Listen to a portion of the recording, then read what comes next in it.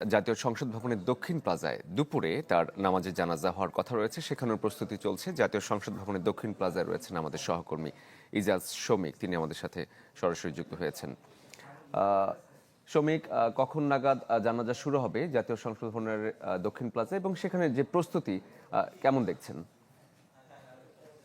জানাজার পূর্ব নির্ধারিত যে সময় দুপুর ২টায়, সেই ২টার সময়ই জানাজা শুরু হবে এবং এই জানাজা শুরুর আগে আমরা দেখতে পাচ্ছি যে দক্ষিণ সংসদ ভবনের যে দক্ষিণ প্লাজা রয়েছে, দক্ষিণ প্লাজায় ইতিমধ্যেই কিন্তু সাধারণ যে সকল মানুষ রয়েছে বা ঢাকাবাসী যারা রয়েছেন এবং ঢাকার বাইরে থেকে বিভিন্ন লোকজন যারা ইতিমধ্যেই সকালের দিকে এসে জড়ো হয়েছিলেন, তারা দক্ষিণ প্লাজায় ভিতরে প্রবেশ করেছেন এবং এখন থেকে ঠিক আধা ঘন্টা আগে, অর্থাৎ বলা যায় যে সাড়ে ঠিক 11টা 40 মিনিটের দিকে এই সংসদ ভবনের দক্ষিণ প্লাজার যে চতুর্পাশের যে গেটগুলো রয়েছে সেটি খুলে দেওয়া হয়েছে এবং এই মানিক মিয়া অ্যাভিনিউতে, দক্ষিণ প্লাজার পাশের যে মানিক মিয়া অ্যাভিনিউ অর্থাৎ ওইদিকে ফার্ম গেটের যে খেজুর বাগান যে অংশ এবং এদিকে আসাদ গেটের যে অংশ, এই রাস্তাটা কিন্তু বন্ধ করে দেওয়া হয়েছে। এখানে কোনো ধরনের যানবাহন চলাচল করতে দেওয়া হচ্ছে না এবং সাধারণ মানুষ যারা জানাজায় আজকে অংশ নিতে আসছেন তাদেরকে ওই রাস্তাগুলো থেকে হেঁটে তারপরে ভিতরে প্রবেশ করতে হচ্ছে এবং এখানে যারা আসছেন আমরা দেখেছি যে 11টা 15 11টার দিকে এটি খুলে দেওয়া হলেও তার আগে থেকে বিপুল সংখ্যক মানুষ এখানে জড়ো হয়েছিলেন এবং কেউ ঢাকার বাইরে থেকেও এসেছেন এবং ওসমান হাদির জন্য অনেকে মিছিল করে, কেউ খণ্ড খণ্ড মিছিল নিয়েও তারপরে আসছেন এবং যে গেটগুলো রয়েছে সেই গেটগুলো দিয়ে তারা আস্তে আস্তে ভিতরে প্রবেশ করছেন। আশেপাশের পানি রাখার ব্যবস্থা হয়েছে, যারা অজু করবেন এখান থেকে অজু করে নিতে পারবেন এবং একই সঙ্গে আইন শৃঙ্খলা রক্ষাকারী বাহিনীর যে সকল সদস্য মোতায়েন রয়েছে, আমরা দেখেছি যে সেনাবাহিনী, র্যাব থেকে শুরু করে পুলিশ এবং গোয়েন্দা সংস্থার লোকজন চতুর্পাশে এই এলাকা ঘিরে ফেলা হয়েছে এবং তাদের নিরাপত্তায় যাতে কোনো ঘাটতি না হয় সে ব্যাপারে তারা যথাযথ পদক্ষেপ নিচ্ছেন এবং একই সঙ্গে গতকালকে কিন্তু প্রেস উইং থেকে, অর্থাৎ প্রধান উপদেষ্টার যে প্রেস উইং থেকে ঘোষণা করা হয়েছিল যে এখানে যে যারা আসবেন কোনো ধরনের ভারী ব্যাগ বা বস্তু নিয়ে ভিতরে প্রবেশ করতে পারবেন না, শুধুমাত্র ব্যক্তি হিসেবে তারা এখানে জানাজায় অংশ নিতে পারবেন, অংশ নেওয়ার জন্য আসবেন।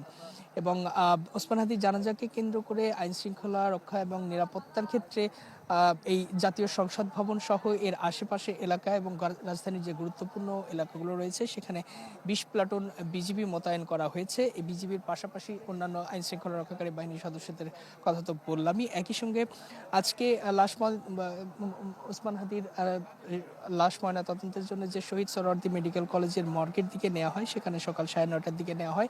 এরপরে 12টার কিছু পরে সেইটি আবার ওসমান হাদির লাশ জাতীয় হৃদরোগ ইনস্টিটিউটে নিয়ে আসা হয় থেকে এখন মরদেহটি গোসল করানোর যে প্রক্রিয়া রয়েছে সেই প্রক্রিয়াতে রয়েছে এবং এরপরে মরদেহ নিয়ে আসা হবে সংসদ ভবনের এই দক্ষিণ প্লাজায় এবং দক্ষিণ প্লাজায় ওসমান হাদির যে জানাজা যিনি পড়াবেন তার বড় ভাই আবু বকর সিদ্দিক, তিনি জানাজা পড়াবেন এবং জানাজা শেষে তাকে মিছিল সহকারে ঢাকা বিশ্ববিদ্যালয়ে নেওয়া হবে কেন্দ্রীয় মসজিদের পাশে এবং সেখানে আরেকটি জানাজা হওয়ার কথা আমরা শুনতে পাচ্ছি এবং জানাজা শেষে সেখানেও আরেকটি জানাজার শেষ হওয়ার পরে জাতীয় কবি কাজী নজরুল ইসলামের যে কবর রয়েছে তার পাশে তাকে দাফন করা হবে। এবং আপনি জানেন যে ওসমান হাদির যে তার উপর যে হামলা হয়েছিল গত শুক্রবার 108 দিন আগে এবং তিনি নির্বাচনী প্রচারণা বা নির্বাচনী সংশ্লিষ্ট যে কাজগুলো ছিল ঢাকা আর্টে, সেটি করার জন্য এই পুরোনা পল্টনের যে কালভার্ট রোডটি রয়েছে সেই কালভার্ট রোডের রিক্সা দিয়ে যখন ফিরছিলেন তখনই তার উপর হামলা করা হয় এবং সেই হামলার পরপরই গুলিবিদ্ধ ওসমান হাদিকে পরবর্তীতে ঢাকা মেডিকেল কলেজে নেওয়া হয়। ঢাকা মেডিকেল কলেজে তার তাৎক্ষণিকভাবে অপারেশন করে যে গুলির যে খণ্ডিত অংশ সেটি বের করা হয়, কিন্তু পরিস্থিতি বা তার অত্যন্ত সংকটাপন্ন অবস্থার কারণে পরবর্তীতে তাকে রাজধানীর এভার কেয়ার হাসপাতালে নিবিড় পর্যবেক্ষণের মধ্যে নেওয়া হয় এবং এভার কেয়ার হাসপাতাল থেকে পরবর্তীতে তাকে আমরা দেখেছি যে এই 15 ডিসেম্বর নেওয়া হয় সিঙ্গাপুরে এবং সিঙ্গাপুর থেকে কয়েকদিন চিকিৎসার পরে মারা যায় গত 18 ডিসেম্বর রাত 9:45টার দিকে তিনি মারা যান এবং তার মৃত্যুর খবরটি যখন ছড়িয়ে পড়ে বাংলাদেশে তারপরে কিন্তু বিক্ষুব্ধ হয়ে ওঠে।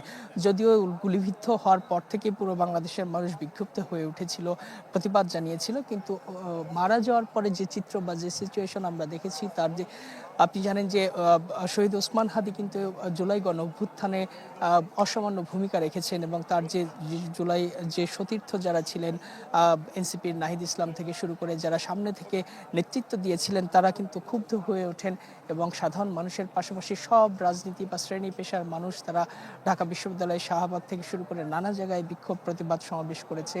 বিভিন্ন সড়ক অবরোধ হয়েছে রাজধানীর বিভিন্ন জায়গায়। কার্যত 18 ডিসেম্বর যেদিন তিনি মারা যান, সেদিন আসলে কার্যত ঢাকা শহর প্রায় অবরুদ্ধ হয়ে যায়, সেরকম পরিস্থিতি আমরা দেখেছি। এবং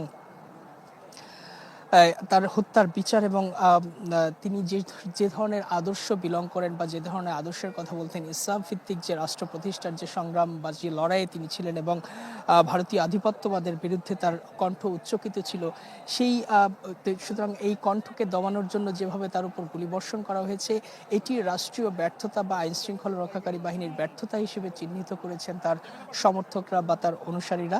এবং তারা শাহবাগ সহ বিভিন্ন জায়গায় যে সমাবেশ করেছে, সেই সমাবেশগুলো থেকে তারা স্বরাষ্ট্র উপদেষ্টা থেকে শুরু করে আইন উপদেষ্টা সহ অনেকেরই পদত্যাগ দাবি করেছেন। এবং সেই সরকার এতে আসলে কতটুকু সাড়া দেবে সেটি আমরা বলতে পারছি না। তবে ওসমান হাদির এই ইস্যুকে কেন্দ্র করে সরকারের আন্তরিকতা বা সরকার প্রচেষ্টা চালাচ্ছে, সেটি দৃশ্যমানভাবে তারা দেখানোর চেষ্টা করছে। গতকালকে যে বড় সমাবেশটি হয়েছে শাহবাগে, যেখানে ডাকসু সহ বিভিন্ন যে সংগঠনগুলো সমাবেশ করেছে, সেই সমাবেশ থেকে শাহবাগ মোড়কে শহীদ ওসমান হাদি চত্বর হিসেবে ঘোষণা করেছেন ডাকসুর ভিপি। ওসমান হাদি তার ৩২ বছরের যে জীবন, সেই ৩২ বছরের জীবনে বলা যায় যে খুব সামান্য সময়, অর্থাৎ মাত্র ১৫ বছরের যে রাজনৈতিক ১৫ মাসের যে রাজনৈতিক ক্যারিয়ার। কি বুঝলেন ভাই? অনলি যেটাই চাই। জুলাই ৫ আগস্ট পরবর্তী সময়ে তিনি ইনকিলাব মঞ্চ নামে একটি সংগঠন গড়ে তোলেন, যে ইনকিলাব মঞ্চের কালচারাল যে ব্যাপারটি ছিল বা সাংস্কৃতিক অঙ্গনকে আধিপত্যবাদ থেকে মুক্ত করার যে লড়াই, যে সংগ্রাম, সেই লড়াইয়ে তিনি ইনকিলাব মঞ্চকে ব্যবহার করেন। এবং পরবর্তীতে যদিও তিনি জাতীয় নাগরিক পার্টি অর্থাৎ গঠনের পূর্বে নাগরিক কমিটিতে তিনি কিছুদিন ছিলেন, কিন্তু যখন নাগরিক পার্টি হিসেবে গত বছরের 15ই ফেব্রুয়ারি এবছরই 15ই ফেব্রুয়ারি যখন দল গঠন করা হয়, তিনি নাগরিক পার্টিতে যোগ দেননি এবং ইনকিলাব মঞ্চকে সামনে রেখেই তিনি তার রাজনৈতিক কার্যক্রম এবং সাংস্কৃতিক যে কার্যক্রম সেগুলো তিনি চালিয়ে যাচ্ছিলেন। এবং তারই প্রেক্ষিতে পরবর্তীতে ঢাকা ৮ আসন, যেটি রাজধানীর একটি গুরুত্বপূর্ণ আসন, ঢাকা ৮ আসনে তিনি প্রার্থিতা ঘোষণা করেন নিজেকে। এবং সেই হিসেবে শুরু থেকেই, ঘোষণার পর থেকেই তিনি ঢাকা ৮ আসনের বিভিন্ন অলিগলি চষে বেড়াচ্ছিলেন, নাগরিকদের যে দুয়ারে দুয়ারে তার ভোট প্রার্থনা করেছেন।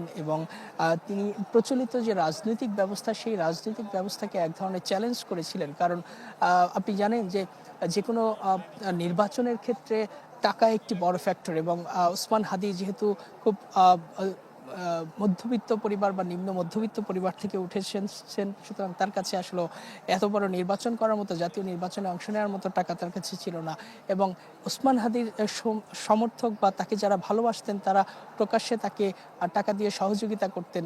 এবং সেটি আসলে বড় পরিসরের না, তারপরেও তিনি যতটুকু জনগণের মন জয় করার চেষ্টা করেছেন, সামাজিক যোগাযোগ মাধ্যম থেকে শুরু করে বিভিন্ন টক শোতে তিনি যেভাবে বক্তব্য দিয়েছেন, তাতে তার একটা বিশাল জনগোষ্ঠী গড়ে ওঠে। এবং ঢাকা ৮-এ বলা যায় যে এখনকার যে রাজনৈতিক দলগুলো প্রার্থী যারা রয়েছেন, রীতিমতো তিনি এক ধরনের চ্যালেঞ্জ ছুড়ে দিয়েছিলেন। এবং তিনি যদি আজকে শাহাদাত বরণ না করে রাজনীতিতে অংশ নিতে পারতেন, হয়তো ফলাফলে বলতে পারতো যে তার এই প্রচেষ্টা কতটুকু সফল হয়েছিল। এবং তার যে এই জার্নি বা তার যে এই যাত্রা, দক্ষিণাঞ্চলের ঝালকাঠি জেলার প্রত্যন্ত একটা এলাকা থেকে উঠে এসে তিনি রাজনীতির মাঠে জাতীয় নেতার যে মর্যাদা পাচ্ছেন, সেই যাত্রাটি কিন্তু সহজ কোনো যাত্রা ছিল না।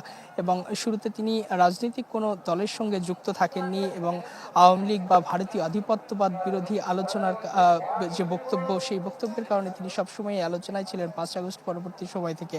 এবং তার যে যাত্রাটি, শৈশব কেটেছে এই ঝালকাঠির নলসিটি এলাকায়, এবং সেখানে মাদ্রাসা শিক্ষক, তার বাবা ছিলেন মাদ্রাসা শিক্ষক, এবং সেই হিসেবে হাদি নেসরাবাদ কামিল মাদ্রাসায় পড়াশোনা করেন এবং সেখান থেকে দাখিল ও আলিম পাশ করে ঢাকা বিশ্ববিদ্যালয়ের রাষ্ট্রবিজ্ঞান বিভাগে ভর্তি হন। এবং রাষ্ট্রবিজ্ঞান বিভাগ থেকে তিনি অনার্স মাস্টার শেষ করার পরে একটি বেসরকারি বিশ্ববিদ্যালয়ে শিক্ষকতা করছিলেন এবং শমিক, জুলাই জুলানো আরেকটা বিষয় আপনার কাছে জানতে চাই।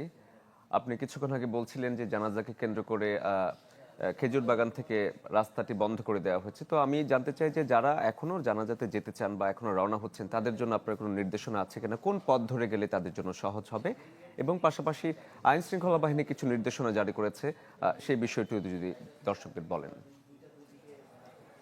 যেহেতু আসাদ গেট থেকে মানিক মিয়া অ্যাভিনিউ হয়ে ফার্ম গেটের দিকের যে সড়কটি, এই মানিক মিয়া অ্যাভিনিউ বন্ধ, এবং ওদিকে ফার্ম গেট থেকে যারা মানিক মিয়া অ্যাভিনিউ ব্যবহার করে আসাদ গেটের দিকে যেতেন, সুতরাং এই সড়কটি ব্যবহার করতে পারছেন না। মিরপুর রোড হয়ে, অর্থাৎ সায়েন্স ল্যাব থেকে মিরপুর রোড হয়ে যারা ফার্ম গেটের দিকে আসতেন তাদেরকে গণভবনের পাশের যে সড়কটা, সেই সড়কটি ব্যবহার করতে হচ্ছে।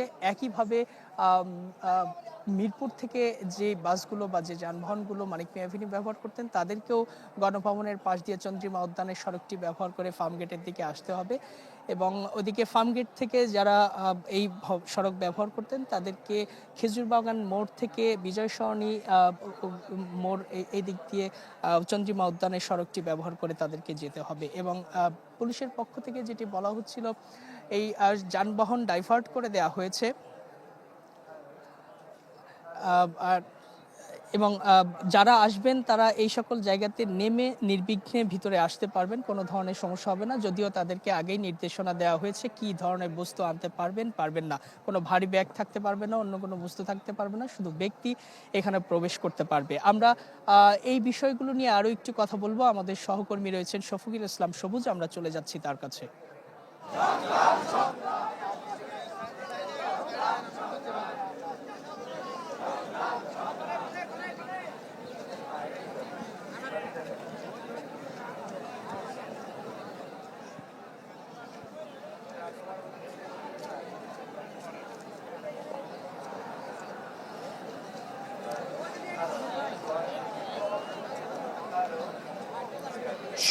শরীফ ওসমান হাদির নামাজে জানাজা আর কিছুক্ষণ পরেই জাতীয় যে সংসদ রয়েছে, সংসদের দক্ষিণ প্লাজায় অনুষ্ঠিত হবে।